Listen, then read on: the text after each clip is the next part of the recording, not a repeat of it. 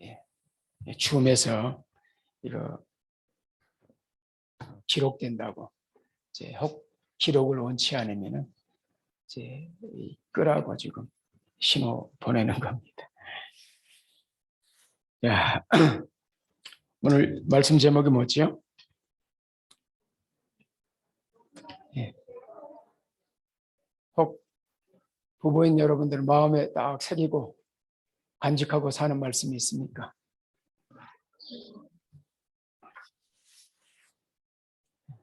우리 2주 동안 부모 어떻게 섬겨야 되는가 하는 부분 말씀을 드렸고, 오늘 이제 이 부부에 관해서 좀 말씀을 드립니다. 이 5월에 가장 이런 말씀 드리기가 적합한 그런 계절이기 때문에 말씀을 드리게 됩니다. 자, 어제가 무슨 날인지 아십니까? 어제 올려주시죠. 한번 읽어봅시다. 시작. 둘이 하나가 되는 21일 부부의 날. 이런 날이 있다는 거 아셨어요? 잘 모르셨어요? 네. 대체적으로 이렇게 잘 모르고 삽니다. 많은 분들이 그런 날도 있었어. 다음 그림 보십시오. 5월 20일 부부의 날. 부부의 날은 부부관계 소중함을 일깨우고 화목한 가정을 일구 갖고자 하는 취지로 제정된 법정 기념일이다. 이 부부의 날은 세계에서 유일하게 우리나라만 있는 그런 이 기념일이 이제 부부의 날입니다. 5월에 둘이 하나가 된다는 뜻으로 5월 21일로 이제 날을 잡아서 부부의 날로 제정이 됐습니다. 연합뉴스에서 이렇게 인터넷에 조금 더 이미지로 해서 띄워놨기 때문에 좀 보면서 이제 조금 더 살펴봅시다. 자, 아마 여기 나오는 애가 뉴비인 것 같아요. 뉴비가 들려주는 오늘은 부부의 날. 이게 어제 내용이었으니까 한국은 그제였고, 그래서 하루가 지났지만은 그래서 뉴비가 들려주는 어제는 부부의 날, 뭐 이렇게 우리는 읽어야 되겠죠. 넘겨보십시다. 어떻게 들려주는지 보십시다. 자, 부부의 날은 가정이든 5월에 둘이 하나가 되는 날, 그걸 기념하는 날. 2명이 만나 하나됨을 의미하는 날이라.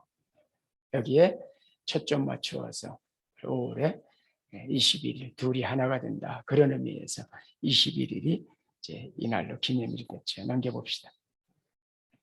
부부의 날은 어떻게 시작됐는지 우리 1995년 5월 5일 날 어린이날 이제 TV를 보고 있던 경남 창원에 살던 권재도 목사님이라는 분이 이런 이제 TV에 나오는 아이의 이야기를 듣습니다. 어린이날 소원은 뭐냐 물으니까 어린이날 소원은 엄마 아빠랑 함께 사는 것입니다. 이 목사님의 이야기를 듣고 충격을 받아요. 사실 다 가족들이 같이 사람들은 이 말이 어떤 의미인지 가슴에 깊이 새겨오지 않겠지만은 이혼했다든지 그래 부부가 따로 산다든지 아니면은 또 그래서 아이들이 할머니 손에 맡겨져 산다든지 이런 경우는 상황이 많이 다르죠. 저희 아들이 유독 이제 좀 함께 있으면 좋겠다. 왜냐하면 좀 많이 떨어져 살았거든요.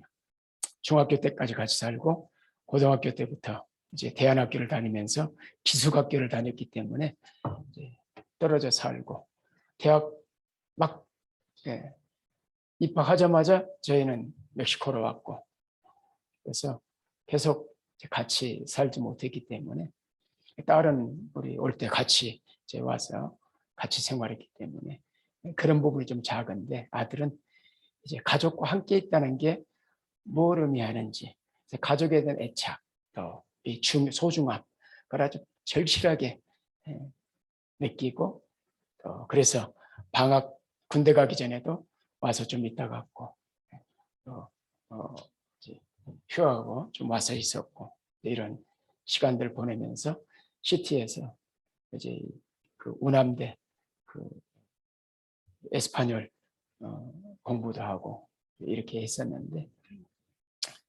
어쨌든 이 가족들이 함께 사는 것. 근데 이 아이는 엄마랑 아빠랑 함께 살, 아마 엄마 아빠가 헤어져 살든지 이혼했든지 아니면은 이제 또 다른 어떤 사정이 있는 것이겠죠. 자세한 내용은 지금 이제 잘 모르겠지만은, 하여튼 이 아이의 인터뷰를 듣고 이분이 충격을 받아요. 그걸 결심합니다. 부부간 불화로 아이들에게 아픔을 주지 않기 위해서라도 당장 부부사랑 운동을 실천하자.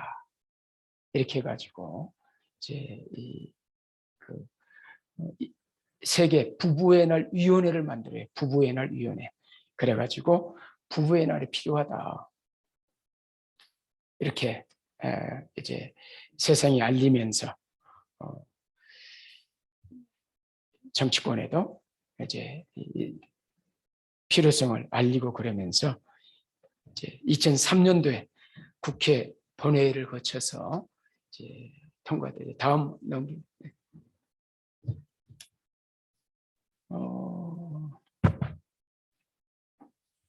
네, 한번 넘겨보시죠. 앞부분 하나가 빠졌나? 아니, 뒤쪽으로 넘겨보세요. 그 뒤에. 예, 좋습니다. 그래서 여기 이 부부의 날이 이제 2007년도에 법정 기념일이 됩니다. 이게 빠졌네요. 그래서 여기에 보면은 그 그림에 남편이 이제 빨간 장미를 들고 있고 아내가 분홍 장미를 들고 있는데, 남편은 아내에게 빨간 장미를, 아내는 남편에게 분홍 장미를 이렇게. 그래서 어떻게 해서 법정 기념일이 됐는가 하는 그 유래, 이런 것들이 지금 정리가 돼 있습니다. 저도 지난 2020년도 설계 부부의 날에 관해서 좀 말씀을 드렸는데 저도 잊어버리고 있었어요. 그리고 이제 이 남편 이날에 남편 아내에게 빨간 장미를, 아내는 남편에 분홍 장미를 준다는 것도 이번 이 기사 보면서 그런 날이었구나, 이런 걸 이제 새삼 이제 알게 됐는데요. 요리 되면은 어린이날, 또 어버이날, 스승의 날, 이런 날들을 챙기면서 정작 이제 부부의 날인 줄도 모르고 바쁘게 살아오셨을 텐데, 아마 좀 늦긴 했지만 이제 우리는 하루가 지났잖아요. 오늘이라도 아니면 이번 주 중에 빨간 장미, 분홍 장미를 사들고 둘만의 시간을 좀 가지시면서 의미 있는 그런 행복한 부부의 날을 기념했으면 좋겠다, 이런 생각이 있습니다. 그리고 내년부터는 저도 그를 달력에다가 딱 표시해 놓고, 그래야 이제 안 잊어버리니까 달력에다가 부부의 날 20일을 딱 표시해 놓고 부부의 날이 만들어지는 의미를 새기면서 좀 더 행복하고 의미 있는 그런 시간들 가졌으면 좋겠다, 그런 생각이 있습니다. 부부의 날이 제정된 취지가 이거죠. 지금 나오는 게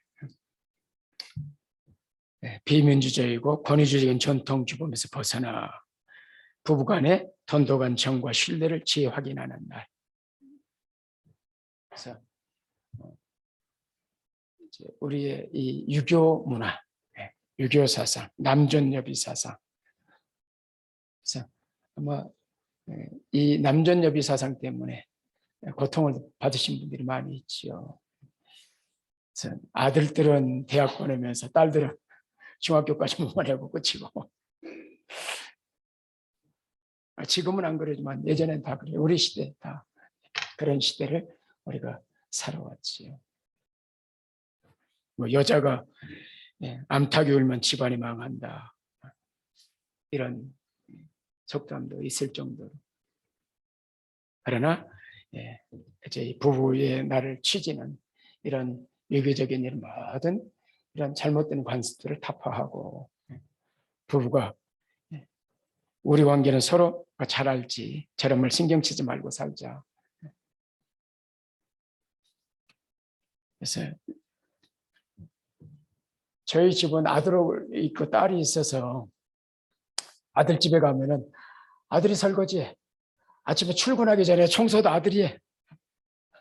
처음에 엄마가 뭐 좀 짠하다 그런 생각을 했죠. 근데 우리 저 딸 집에 가면은 또 사위가 다 해. 사위가 빨래하고 뭐 밥하고 뭐 그러니까 우리 권사님처럼 성관님 아들만 있는 집은 그걸 잘 모르죠. 가면 그냥 좀 짠하고 좀 속상하고 그러죠. 우리 아들이죠. 어떤 아들인데 그러면서. 근데 우리는 아들도 있고 딸도 있다 보니까 두 집 다 어느 한쪽이 좀 문제가 되면 괜찮아요. 우리는 괜찮아요. 아들 집 가도 그냥 마음이 편해. 딸 집 가도 마음이 편하고. 그래서 요즘에는 이제 그런 것 상관하지 않고 자기 필요들 다 해야 될 일들 당연히 이제 육아를 맡은 엄마가 육아를 하니까 자기가 하지요. 설거지하고 청소하고. 아침 그 바쁠 때 막 출근해야 되는데 그때도 청소하고 가. 다 돌리고. 우리 속으로 이때는 좀 안에 가면 좋을 텐데 이런 생각이 있지만은 말 못하지요. 어쨌든 시대가 많이 달라졌지만은 아직도 타파해야 돼, 버려야 될 그런 관습과 이런 것들이 아직도 많이 남아있지요. 자, 부부의 날 이 제정한 취지, 비민주주의와 권위적인 전통 규범에서 벗어나고 부부간의 돈도관념과 신뢰를 재확인하는 것. 그리고 이제 지금 띄어져 있는 재정 취지 그러고 나오잖아요. 핵가족의 중심 부부관계를 개선하고 대가족 시대에는 다 그냥 그러면서 넘어가던 것들도 핵가족화되면서 이제 많은 어려움들이 더 많이 오게 되죠. 그래서 부부 사이가 돈독해야 좋아야 가정 내 문제도 사라지고 나아가서 이 청소년 문제, 노인 문제 이런 문제를 출발하는 개선하는 출발점으로 이 부부의 날을 삼게 됐고 제일 밑에 중요한 이야기입니다. 같이 한번 읽어봅시다. 시작. 증가하는 이혼율을 막기 위한 대체 방안의 일환이다. 증가하는 이혼율. 어때? 우리나라 이혼율이 좀 어떻습니까? 이야기를 많이 들으시잖아요. 심각하다. 이런 이야기. 멕시코도 장난 아니지요.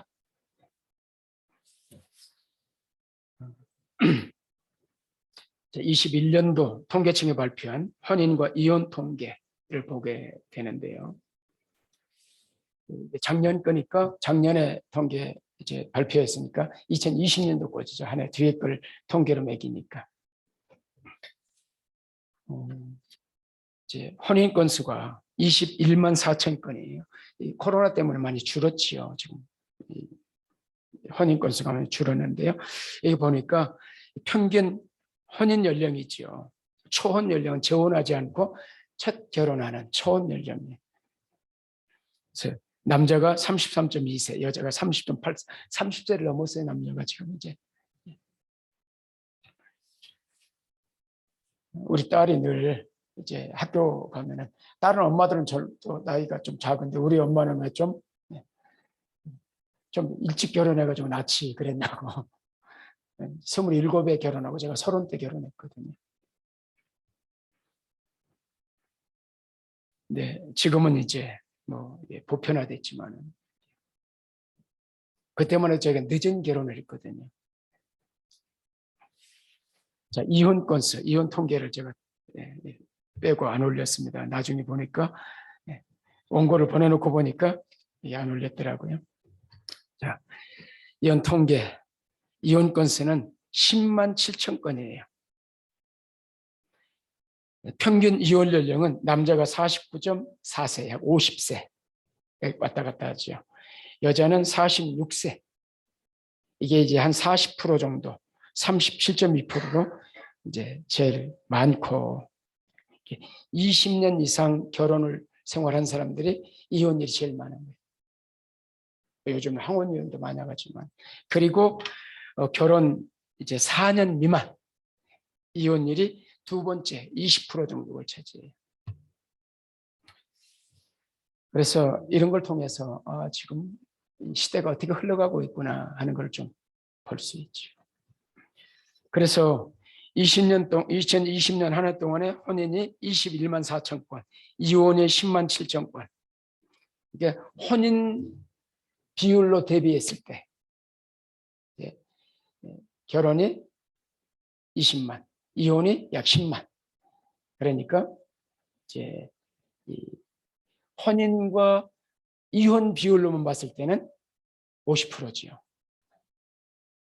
어떤 분들이 이 통계를 잘못 인용해 가지고 이게 지금 우리나라 전체 이혼 통계가 아니에요. 이거는 혼인 비율로 봤을 때 50%지. 전체 비율로 해서는 두 가정이 한 가정이 그건 아니에요. 이제 잘 모르는 분들이 이렇게 통계를 이야기를 하는 분들이 있는데 이 통계만 보고 이런 건 아니라는 거. 그러나 이제 이 혼인 비율로 해서 이혼 비율이 이렇게 높아가는 걸 볼 때 앞으로 이혼율은 점점 높아져 갈 수 있겠다 하는 것은 우리가 살펴볼 수 있지요. 이제 이혼 비율이 대부분 이제 50대 초반에서 40대 중반 넘어서면서 이때 또 결혼 4년 미만에 결혼 다 40대 50대 되면 자녀들이 중고등학교 대학까지 다닐 그런 나이 또래죠. 그리고 4년 미만이어도 다 아이들이 이제 한두 살 어린 아이들이 있는 가정들이고.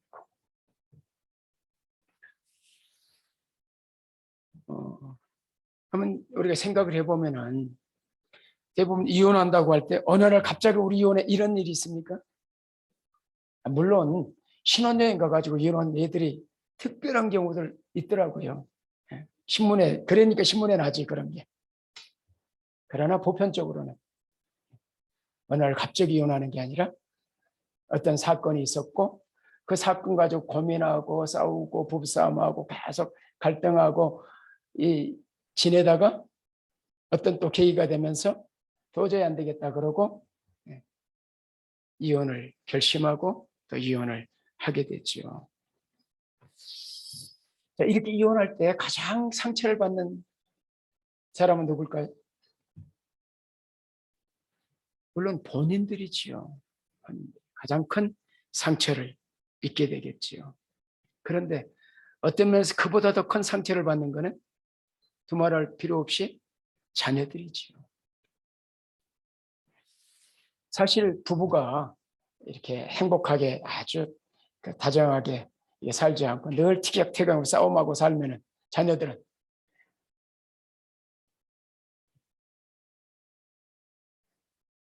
이게 자녀들이 갈 곳을 잃어요. 그래서 청소년들은 가출하게 되고 아이들도 어디 마음 둘 데가 없으니까 가장 고통스러운 시간들을 갖게 되죠. 부부싸움만 해도 그런데 그래서 저희 부부 이제 원칙이 뭐였냐면 부부싸움을 부부싸움 안 할 수 없지요. 뭐 목사 부부로 부부싸움 안 합니까? 그런데 아이들에는 우선 싸우지 않는다. 방 안에 들어 이불을 뒤집고 싸우든 아니면 바깥에 공원 어디 나가서 싸우든 그래서 지금까지 아이들이 있는 데서 부부싸움을 해본 적이 없어요. 원칙을 정하는 거죠. 부부싸움을 할 수 있지만 아이들이 있는 곳에서는 절대 싸우지 않는다. 또 하나, 우리가 목회를 하니까 아이들이 있는 곳에서 절대 교인 이야기하지 않는다. 이야기는 부정적인 이야기하고 목사 자녀들이 교회에 대한 부정적인 시각을 많이 갖거든요. 왜냐하면 이런저런 얘기를 많이 들으니까. 또 하나, 선생님에 대해서 부정적인 이야기하지 않는다. 우리 아이가 학교 가서 그 선생님이 또 공부하는데 저 선생님 뇌물이라고 나쁜 놈이야. 그러면은 공부가 되겠습니까? 교회도 마찬가지. 주일학교 교사들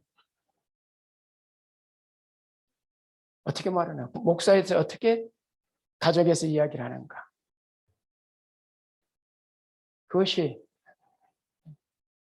아이들과 또는 혹 불신 남편의 아내가 있다면 교회에 대한 인상을 결정짓지. 그래서 이 아이들 앞엔 절대 싸우지 않는다. 나가서 싸우든지 입을 뒤집어 싸우든지. 또 교인들 부정적인 이야기하지 않는다. 아이들 앞에서 이야기하지. 교인들. 그렇게 하면 뭐 선생님에 대해서 그래서 늘 스승의 좀 챙겨줬어요. 선물. 우리가 뇌물을 주려는 게 아니라 선생님을 존경하는 표시. 여기서는 참 좋은 분이에요. 훌륭한 분이에요. 그렇게 이야기해줘. 교회 선생님에 대해서 마찬가지. 그게 아주 중요한 겁니다. 저희 집에서는 아이들에게도 내는 가장이. 그래서 아이들이 잘못했어. 그럼 저 엄마가 아빠 올 때가 기다리는 거지. 내는 내가 들어. 악역은 내가 하는 거야. 가장이니까. 아이들아.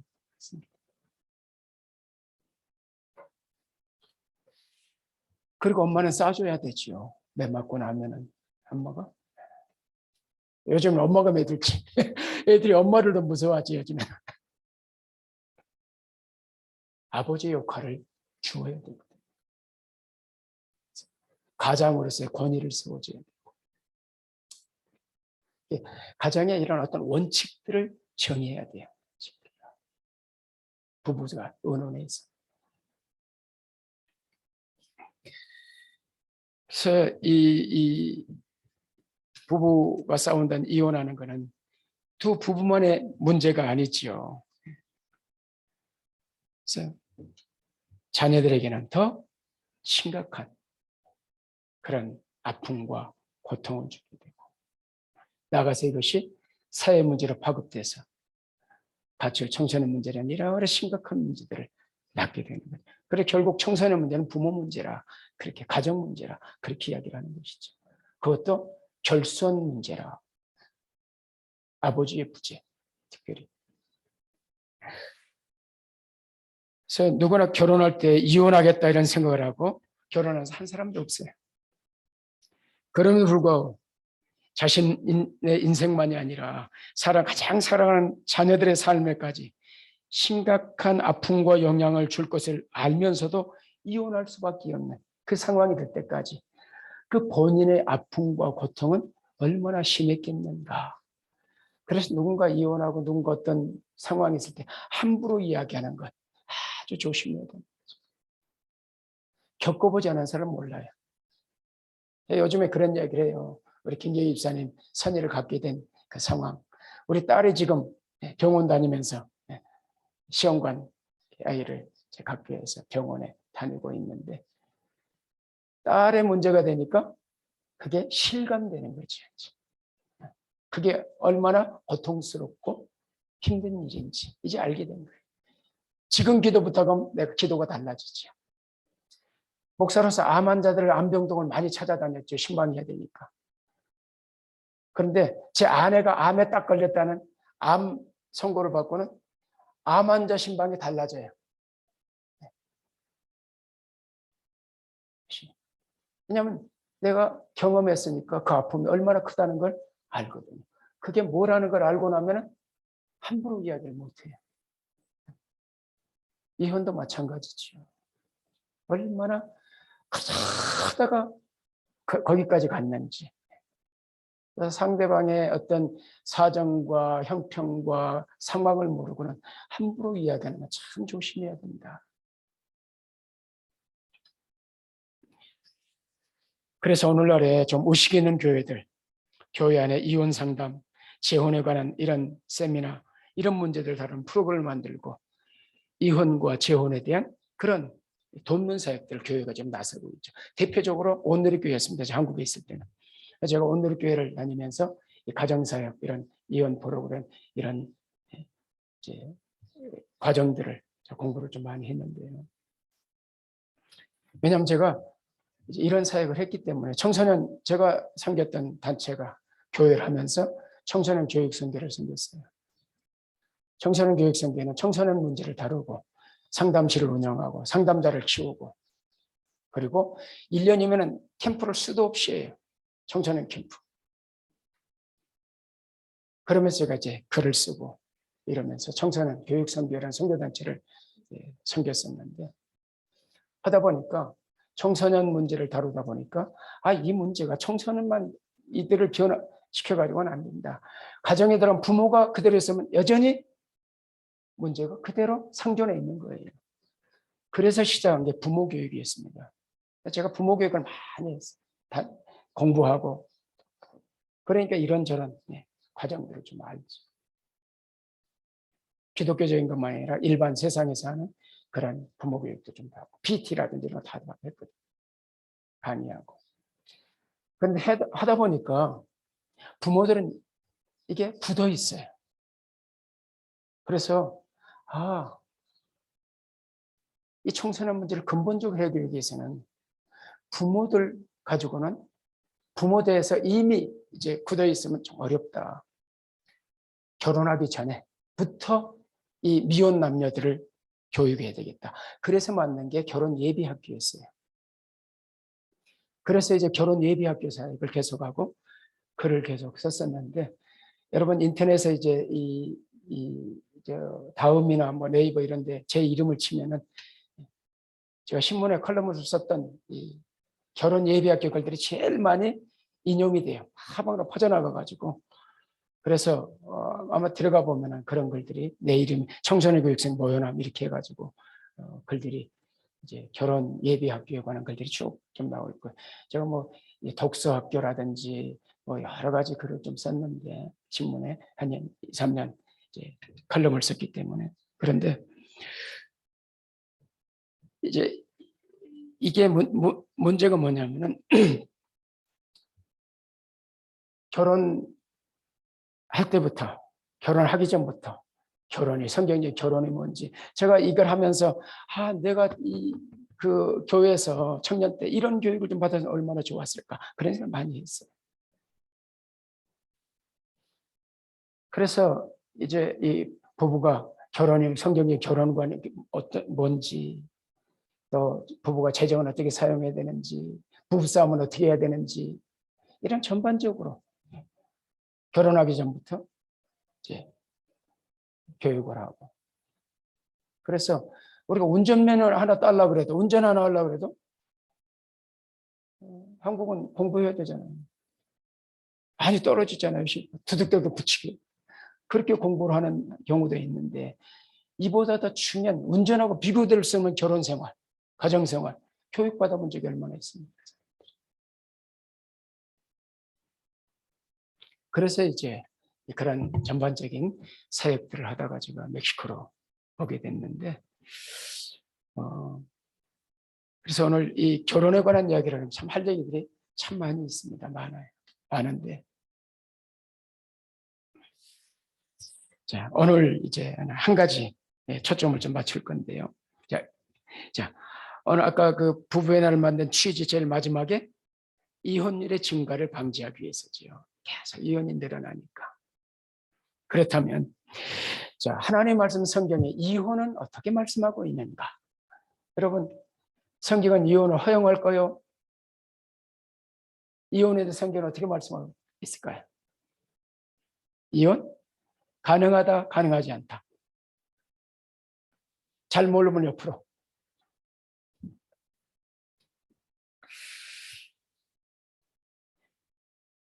자, 말씀 보십시다. 하나님의 말씀이 결론이고 기준이니까 우리에게는. 마태복음 19장 3절. 자, 바리새인들이 같이 한번 읽겠습니다. 시작. 바리새인들이 예수께 나와 그를 시험하여 이르되 사람이 어떤 이유가 있으면 그 아내를 버리는 것이 옳으니까 그래요. 옳으니까. 여기 이제 이 시험 예수님을 시험한다는 이야기는 이제 이 지금 이혼 문제잖아요. 아내를 버리는 것. 왜 시험이냐면은 이 당시에 바리새파 안에 두 파가 있었어요. 산마이 학파가 힐렐 학파라고 하는 두 학파가 있었어요. 한국에도 경제학자가 누가 수장이 되느냐, 어느 학파냐, 서강 학파냐, 어느 학파냐, 여기에 따라 달라지죠. 그런 것처럼 여기도 이제 두 학파가 있어서 이 산마이 학파는 좀 더 이제 보수적이라고 할까요? 그래서 도덕적인 그런 문제만 이혼이 허용된다 그랬고, 힐렐 학파는 아니야, 남자가 아내를 싫어할 어떤 이유, 몸에서 냄새가 난다든지 머리에서 냄새가 난다든지 뭐 그럼도 이혼이 가능하다 이렇게 해석을 했거든요. 그래서 지금 시험에서 이 문제에 있어서 처음에는 어느 양쪽에 걸리게 되는 거죠. 그래서 공경에 빠뜨리려고 시험을 한 거예요. 시험하려고 질문한 거예요. 이혼 문제를 가지고.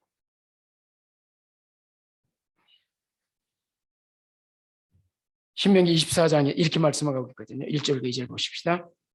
사람의 아내를 맞이하여 데려온 후에 그에게 수치되는 일이 있음을 발견하고 그를 기뻐하지 않으면 이혼 중에 있어서 그의 손에 주고 그를 자기 집으로 내보낼 것이요. 여자는 그의 집에서 나가서 다른 사람의 아내가 되려니와 그러죠.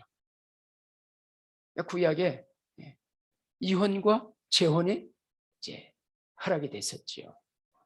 그 경우가 어떤 경우냐? 그럴 때 여기 1절에 수치되는 일이 발견되면, 아내에게 수치되는 일이 발견됐을 때 그 수치되는 일이 뭐냐를 가지고 샴마이 학파와 힐렐 학파가 싸운 거예요.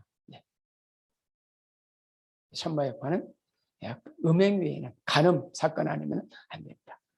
힐렐 학파는 아주 광범위하게 해석을 했어요. 조그만 어떤 꼬투리만 잡아도 옛날에 한국에 칠거지약이 있으면 이혼 사유가 되잖아요. 그래서 이제 이런 이 본문을 가지고 지금 이들이 이걸 가지고 질문한 거죠. 이혼 증서.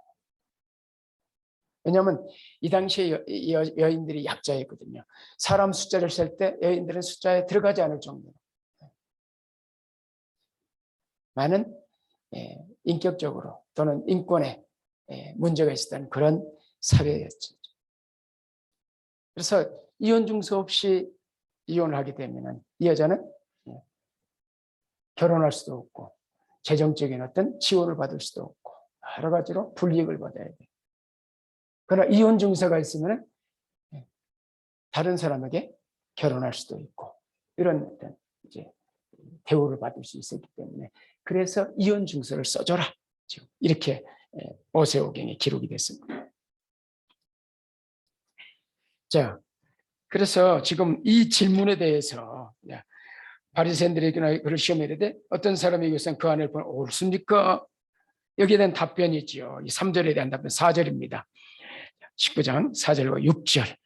자, 예수께서 대답하여 이르시되 사람을 지으시니까 원래 그들을 남자와 여자로 지으시고 말씀하시길 그러므로 사람의 그 부모를 떠나서 아내가 되어 그 둘이 한 몸이 될지니라 하시면 읽지 못하였느냐?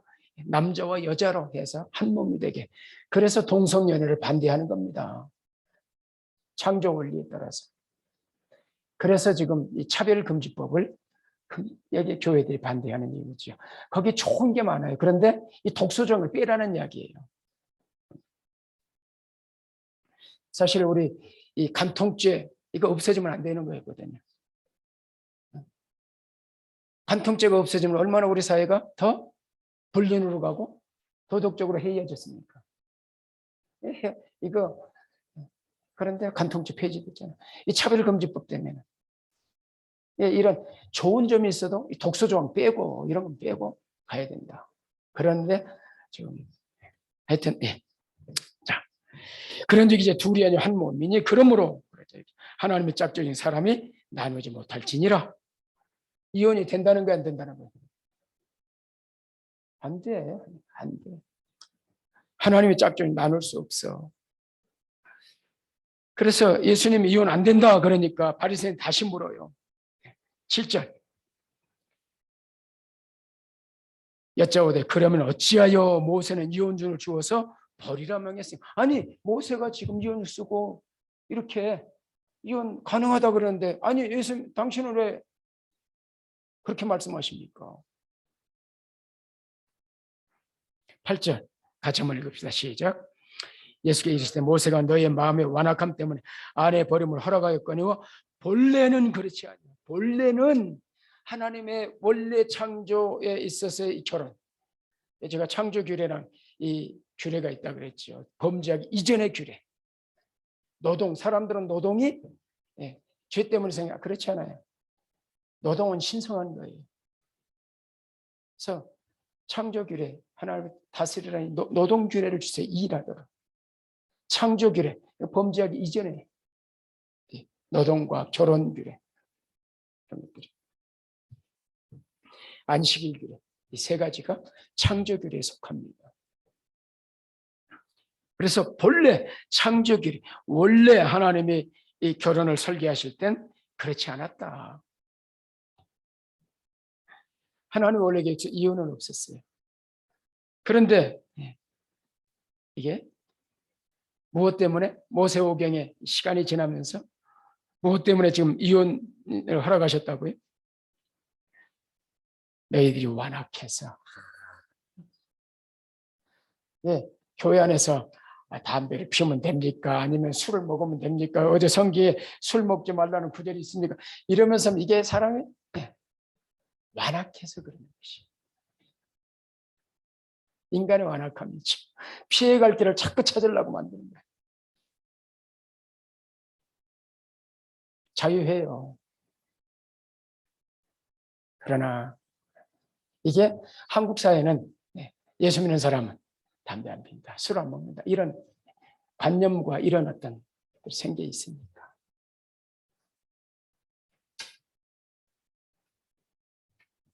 성경은 담배에서 말하지 않아요. 거기에서 자유하셔야 돼요. 교회 규범은 그래. 그럼 우리 교회 규범이지 성경의 규범은 아니에요. 자유하시면 돼요. 그러나 건강을 상하면 안 돼요. 왜냐하면 우리가 물질의 청지기요, 이 육신의 청지기, 건강의 청지기로 살아야 되거든요. 그래서 우리 애들한테 하는 입을 위해서 먹지 말고, 입이 원하는 거 먹지 말고, 몸이 원하고 몸이 좋아하는 거 먹어라. 우리 식탁 아시잖아요. 우리 집 식탁. 입맛으로가 아니라 몸이 원하는 걸 먹으려고 그러지. 그래야 건강을 지키니까. 그래서 패스트푸드가 왜 나쁩니까? 왜 쓰레기 식품이에요? 몸을 망치니까 그걸 먹으면. 그럼 먹지 말라고. 여러분 자녀도 먹지 마, 먹지 마. 그러면. 그래서 우리 애들이 생일날 뭐 사줄까? 그럼 라면 끓여주세요. 왜냐면 저 엄마가 라면 몸에 안 좋아. 라면 안 주거든. 생일날 라면 끓여주세요. 어느 정도인지 알겠죠? 애들이 그래. 이제 우리 마음대로 니까 우리가 마음대로 먹어. 지금 뭐 얘들 그거 먹으면 안 좋아. 우리 이제 마음대로 먹어.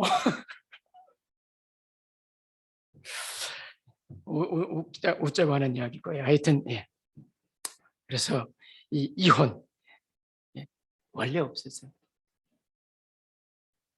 그래서 하나님이 짝지으신 것, 특히 하나님이 짝지어준 신적인 개입 속에서, 하나님이 개입해서 하나님의 절대 주권 속에서 너희 둘이 오다 가다 만나는 게 아니라 하나님의 간섭하에서 하나님의 주도적으로 만나게 했는데 사람이 감히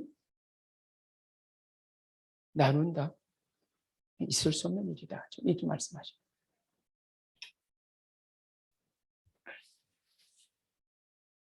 이런 말씀이 예수님만 말씀하셨는가? 바울이 쓴 고린도전서를 보십시다. 7장 10절과 11절. 결혼한 자들에게 내가 명하노니 명하는 자는 내가 아니요 주시라. 가로 열고 지금 해놨어요. 성경에. 이 명은 주님의 명령이라는 거죠. 여자는 남편에게서 갈라서지 말고 11절. 만일 갈라서는 그대로 지내든지 다시 그 남편과 화합하라 하든지 하라. 이혼했으면 어떻게 하라고요? 다시 그 남자와 그 여자와 다시 합쳐라.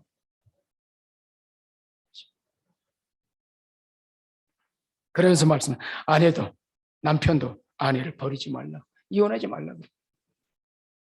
여자는 남편을 갈리지 말고, 남편도 아내를 버리지 말고, 갈리지 말고. 갈라섰으면 다시 그 부부 다시 합쳐라. 교회 이혼 상담 이런 거예요. 다시 합칠 수 있다.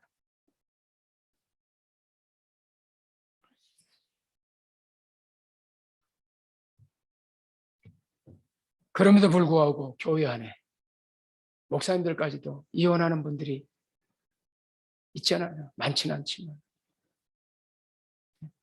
미국의 어느 교단들은 동성혼도 허락하고, 오케이죠.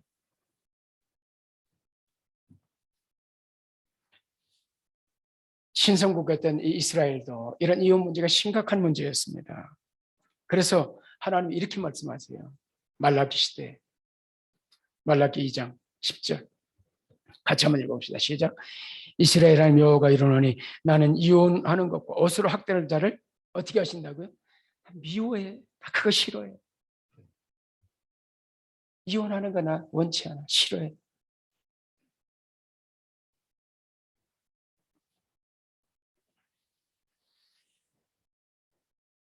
그럼에도 불구하고 왜 모세오경에 이런 이혼 증서를 써주라 그랬는가? 자, 마태복음 19장 9절 보십시다. 같이 한번 읽겠습니다. 시작. 내가 너에게 말하노니 누구든지 음행한 이외에 아내를 버리고 다른 데로 장가드는 자는 간음합니다. 음행한 이외에 간통을 했어. 그러면 이건 이제 이혼 사유가 되는 거죠. 그때 이혼 증서를 써줄 수 있다. 이게 이제 샴마이 학파의 이제 주장이었습니다. 그래서 실레라파고 산마과 피 터지게 이 문제 가지고 싸우고 있었어요. 신학적인 해석 때문에 이 수치스러운 이걸 어떻게 해석하냐 이래가지고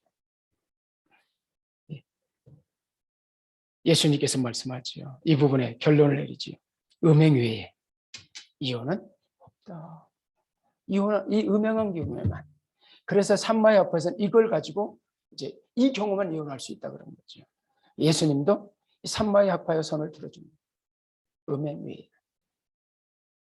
음행이 그렇게 심각한 죄예요. 오늘 원래는 이제 이 부분까지 다루려고 그랬는데 오늘 일부 예배 때 설교를 보니까 이 부분 다루지 못하겠더라고요. 히브리서 13장 이야기를 다뤄야 되는데 다음 주에. 왜냐면 오늘 지금 부모해 주신 말씀 1이잖아요. 그럼 1이 있으면 뭐가 있다는 얘기예요? 2가 있다는 이야기야. 3도 있을 수 있고 이어져 말씀을 드릴 텐데. 고린도서 7장 12절 보십시다. 음행 외에 또 하나 예외 조항을 두고 있는데요. 그 나머지 사람들이 내가 말하노니 이 고린도 7장은 이제 혼인장이라고 불려요. 다 혼인에 관한 이야기가 나와 있어요. 이는 주의 명령이 아니라 이게 주의 명령은 누가 이야기해? 누구 권고해? 바울의 권고예요. 그러나 이 성경이 이제 영감을 받아 기록이기 때문에 우리 하나님의 말씀으로 보는 것입니다. 이해되십니까? 내 말 아니고 바울의 말이야 그러는데도 이거는 하나님 말씀을 어떤 원리에서 이 성경이 영감으로 기록됐습니까? 그래서 우리는 이 말씀 하나님 말씀을 받는 것입니다. 만일 어떤 형제에게 믿지 않는 아내가 있어 남편 관계 살기를 좋아하는 그를 어떻게 하라고요? 버리지 마라. 불신 이 남편 있는데 이제 아내가 있는데 그 남편하고 살기를 좋아해. 믿지 않는 아내 버리지 말라는 얘기죠. 또 어떤 여자에게 믿지 않는 남편이 있어 아내와 함께 살기를 그 남편을 버리면 이혼하지 말라는 얘기예요. 이 안 믿는 남편, 안 믿는 아내가 있어도 그 문제로 이혼하지 마라. 그 이야기. 그런데 왜 그러냐 14절에 믿지 않는 남편이 아내로 말하면 거룩하게 되고 믿지 않는 아내가 남편으로 말하면 거룩하게 되냐. 그렇지 않으면 너희 자녀를 깨끗하지 못하냐. 그러나 이제 거룩하니라. 장로교에서 이 세례 공동체에 있어서 이제 이 할례 공동체 세례로 가져왔을 때 여기 이 말씀이 자녀들이 어떻게 거룩한 공동체 안에서 거룩해지는가, 여기 자녀들 이 안에 들어오는 것이죠. 믿음의 공동체 안에. 혹 믿지 않아도 그 가족들, 부모로 인해서 그들이 거룩한 삶을 거룩하다고 이제 칭할 수 있다. 이게 이제 언약 사상에서 온 겁니다. 언약이라고 하는 언약 안에서 있는 일이에요. 남편도 아내도. 그래서 불신 남편과 아내가 믿는 아내로 해서 어떻게 된다고요? 거룩해질 수 있어요.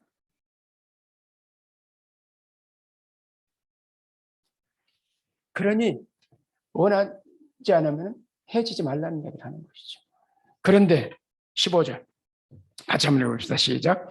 혹 믿지 아니하는 자가 갈리거든 갈리게 하라. 형제나 자매나 이런 일에 구애될 것이 없느니라. 그러나 하나님은 화평 중에서 너희를 부르셨다.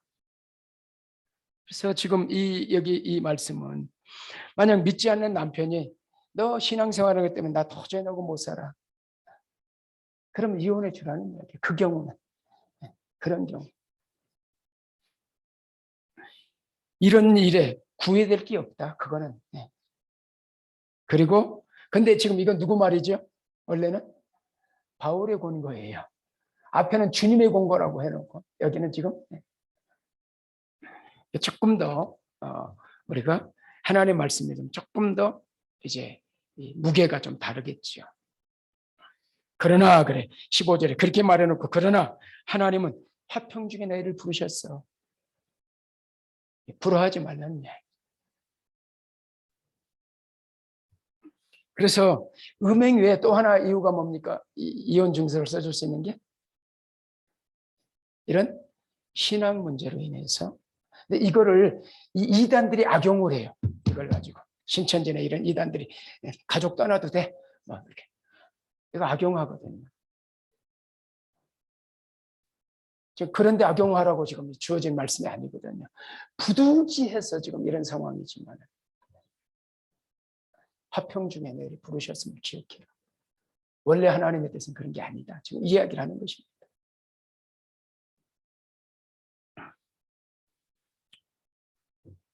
그래서 이제 이 초대교회는 이런 신앙 문제로 과부가 된 창과부들이 많이 있었습니다. 그 당시에 신앙 문제. 왜냐하면 복음이 누구에게 먼저 들어갔어요? 한국도 그렇지만 여성들에게 먼저 들어가고 노예들에게 먼저 들어갔고 다 그랬거든요. 그래서 이 초대교회들이 과부를 돌봤던 거죠. 청과부. 이런 사람들 청과부로 듣고. 오늘날에도 제 친구들이 하는 이 개혁교회는 이런 과부들을 홀로 신앙 문제도 홀로 된 분들을 생활을 전적으로 책임져줘요. 교회가. 직장 잡을 때까지.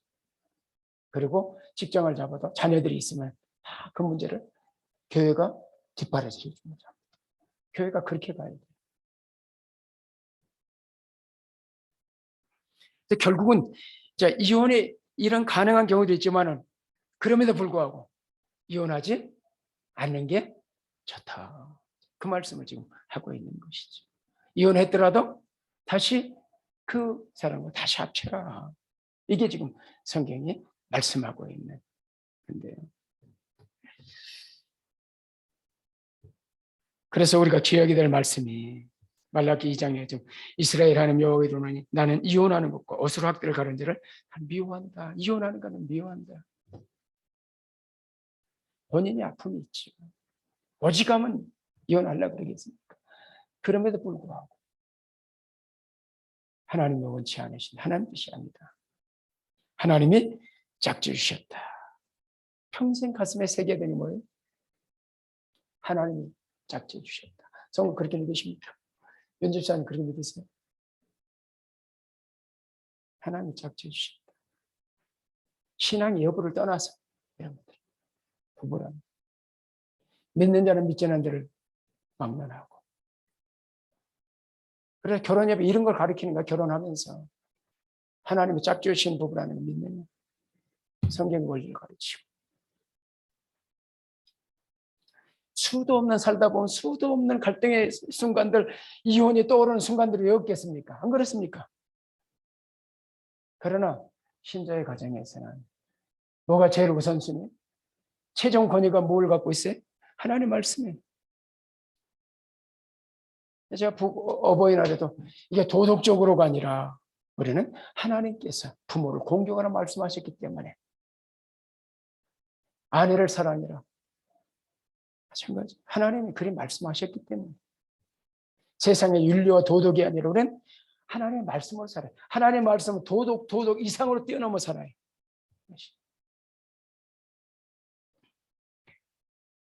하나님이 짝지어 주셨던 이야기는 이 두 종이를 풀로 붙이는 거예요. 다 붙였어. 풀로 붙였어. 부부 세미나 할 때는 이걸 실제로 해봐요. 풀들 붙여. 붙여가지고 뜯어보라, 찢어보라 그래. 부부 세미나 때. 그럼 어떻게 됩니까? 종이가. 두 개가 딱 갈라집니까? 두 장 다 망쳐요. 다 버리게 돼 있어요.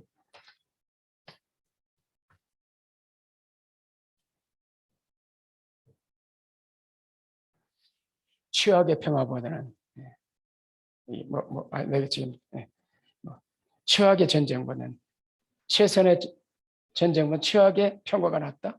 제가 이렇게 기억해. 최선의 이혼보다는 부부싸움이 나서요. 취악의 부부싸움입니다. 그렇게 하고 그래서 이 가정 세미나에서는 뭘 하냐면 부부싸움은 가정 부흥회다 그런 타이틀을 붙이고 부부싸움은 어떻게 될 건지를 가르쳐요. 어쨌든 결혼은 하나님의 짝좀 그런 거예요. 딱 둘이. 그래서 하나가 되는. 찢을 수 없는 거예요. 그래서 지금 둘 다 망가지는 거예요. 평생 속에 여러분의 생각 속에 평생 이 단어 가져서는 안 되는 단어 이게 무슨 단어? 이혼이라는 단어. 여러분은 내 평생에 이혼이라는 단어 없어. 이렇게 하고 살아야 돼요. 그래서 그냥 피 터지게 싸우더라도 그렇게 해결해가는 거예요. 그리고 살아가는 거죠. 그러다 보면 부부는 칼로 칼로 물베기 보세요. 그래서 오늘 이게 다뤄야 되는데 그래서 부부들이 같이 이제 따로 잠자를 따로 하지 마라 말씀이 나오죠. 부부싸움에 들어도 그럴수록 한 방으로 봐야 돼. 오늘날의 문제가 뭐냐면 옛날에는 방 하나만 있으니까 비비고 좁으면서 거기서 살았어. 그러면서 해결해 갔어. 근데 방들이 많다 보니까 여기서 저리 가버려. 부부싸움 한 날은 같이 자야 돼. 같이. 같은 입을 쓰고 칼잠 자더라도 그러다가 다시 돌아서 해야지.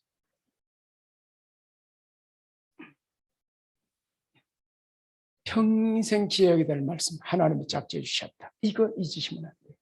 사람이 나눌 수 없다. 이 말씀을 새기고 또 새겨서 평생을 새기고 살아서 여러분에는 황혼이혼이란 없어. 신자에게는 세상 풍조지.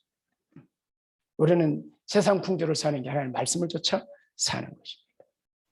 그래서 평생 이혼이라는 단어 이건 지우시고 사시고 그리고 이 말씀 하나님이 짝지어 주신 것 나눌 수 없다. 이 말씀을 새기고 또 새기고 사시기를 주의 이름으로 축원합니다.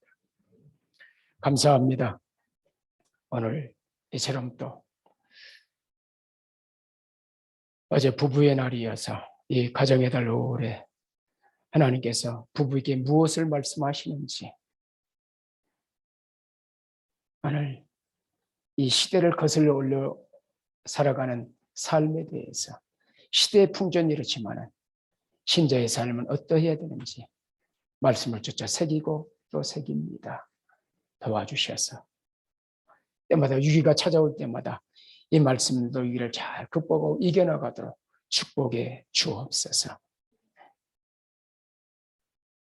주님이 기뻐하시고 바라보시며 축복하시는 그런 복된 가정, 행복한 가정, 행복한 부부에게 축복해 주옵소서. 예수님의 귀하신 이름으로 기도하옵나이다. 아멘. 지금은 교회 머리가 되시는 예수 그리스도의 은혜와 이 아들 아낌없이 이 땅에 보내신 하나님 우리 아버지의 크신 사랑과 성령님의 교통하심이 위로하고 충만하게 하시니 함께 모여 예배하는 사랑하는 교우들 위해 이제부터 영원토록 함께 있을지어다. 아멘.